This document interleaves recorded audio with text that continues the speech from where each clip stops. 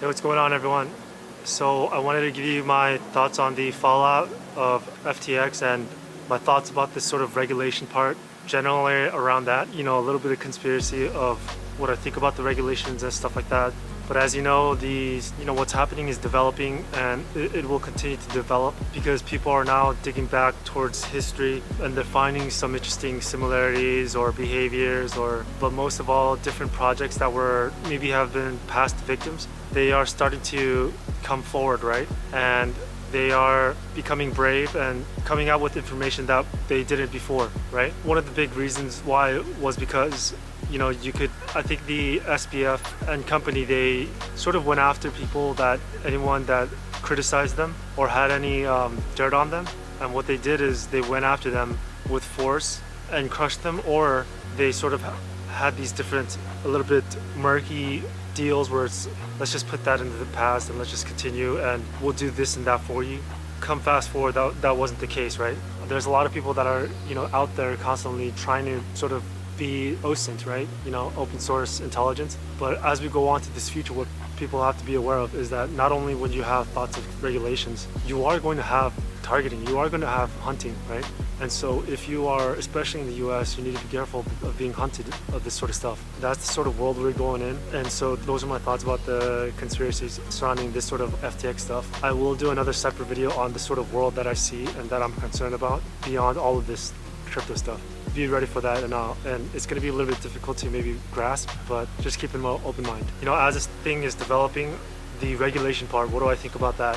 What I've said on all my past videos about regulation is that not only is regulation coming, regulation is close. After this fallout with FTX, I think the regulation is that much closer. I think that the regulation, it's going to be, it seems country by country, right? I had suspected that organizations like the UN or whatnot, or IMF, would put forth a global architecture, so to speak. And the World Economic Forum, on their website, if you look through all the websites, all the articles regarding crypto, it appeared they had this similar like mind like everybody else did, which is having a global architecture would be better, right? I think one of the reasons why it has not come to pass, because technology, the space, and everyone around it is evolving. Right? It's still evolving. So how do you make regulations and rules around something that is evolving this way, right? You can port in traditional finance laws, but the issue is that, the future system might be totally different. Human organization, right? Are these tokenized stocks, or are these, more going to be your data contribution payments, right? Are they tokenized stocks, or maybe one could maybe ask, are they much more your data stocks, right? We're actually figuring that out. We actually don't know that. Those are one of the, some of the reasons why global regulatory architecture is a little bit more difficult to bring about. But not only that, this is across countries, so all the countries would have to agree. And the situation in all the countries are different. Because the situation in all the countries are different, they can't all go with whatever system that comes out of this, or they need to go with however it suits them best, or whichever way is better, right? It's going to be maybe staggering, right? I think that this is going to have a positive and a con. The major con I see is that obviously there may be or may not be agreed upon global interoperability, right? Global transfers, right? There won't be global streamlining, right? There could be interoperability, but not a set agreement on what is worth what other countries think this is worth, that token is worth, and all that. And so we'll have to see how that pans out. But my general feeling is that there will be a much more global consensus. There's still going to be differences, right? And I think that we're going to see those differences come about. We're also going to see similarities where other countries are going to take the El Salvador route, and those countries can maybe be much more closer. We actually don't know how the IMF and UN decides to approach this, because I think those are going to be the main ones. They're the ones that deals out the main loans for almost all the countries, right? If anything happens, those institutions are the ones where they get to decide what happens. Money and aid historically have been the ones that were able to muscle anybody in the world, to be honest, right? There's a second competitor to that now, and that is the Chinese leadership, right? The CCP.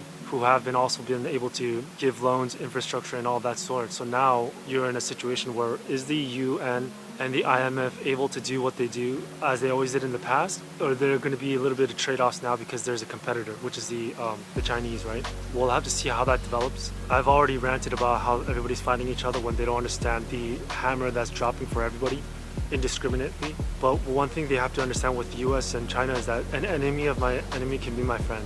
And so we've already discussed this, that the biggest powers stand to lose a little bit more than the other countries, that the biggest powers can't really afford that much crypto capitalism future or crypto UBI future because it will siphon some power away from them. Now, whether that in a way helps them or not, we'll have to see. I understand that most people are jumping to the conclusion that crypto takes away full power away from governments, the state, or Bitcoin and whatnot. So you want to think in relative to what is worse, right? People think that things like hyperinflation and all those other things, the worst case scenarios can't happen, right? But they have to understand is that the worst case option, or is there something else that is a worse possibility than that, the bad scenario, right?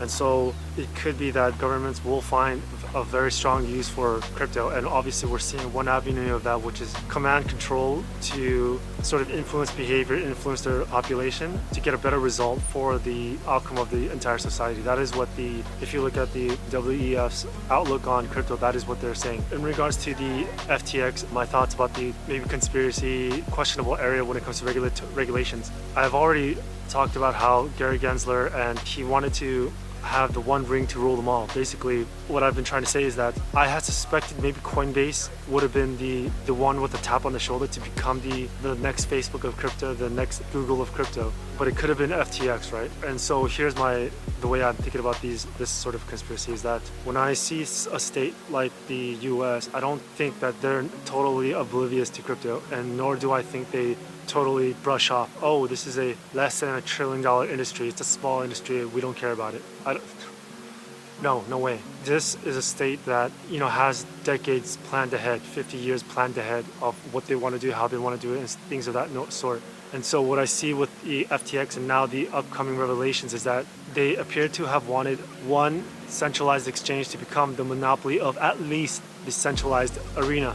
Right? They did not like CZ and Binance or a foreign not a foreign entity, but not a US entity going out there and doing what they're doing. Why? Because there's no vector to control, right? Unlike the FTX where it was basically they're all tethered, right? Unfortunately, this game plan did not make it through, right? There's a lot of things that happened, and one has to always remember that the war is still going on, and that a lot of people are tracing this back to the Luna collapse and how SBF started the Luna collapse, or something went wrong, something's weird. There's a lot of things that went rocky, and one of them is definitely the war, I'm telling you, right? We'll see how this continues to evolve, but there are people speculating a total outright ban of crypto, and that's not out of the question for sure, right? You could totally have taps on the shoulders of different projects or entirely new projects to spur up, to try and create a different sort of system where the states or the US will have a better direct control, right? A CBDC is a blanket general example, but that's why I guess there's a lot of people that are fiercely fighting for only decentralization and only that.